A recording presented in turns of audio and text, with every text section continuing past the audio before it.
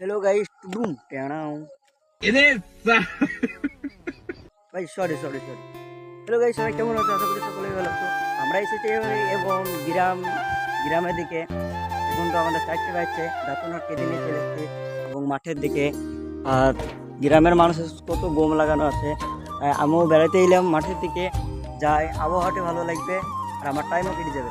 আর আপনার দিকে মানুষের কতটা সবজি এবং মানুষের কতটা ফসল লাগানো আছে। এটা মানুষের লাগানো আছে যে পেঁয়াজ। আর এখানে একটা পুকুর আছে, দ্বীপ আছে, মানুষের যে পানি নেয়। তো আমি দেখছি আমার উদ্দেশ্য যে আমার টাইম পাস হবে, তাই নিয়ে যাচ্ছি। এবং আপনাদের রোজা এবং কেমন কাটছে কমেন্ট বক্সে অবশ্যই বলবেন। আর এটা হলো একটা দ্বীপ, যে এই দ্বীপটা এখন নষ্ট হয়ে পড়ে আছে।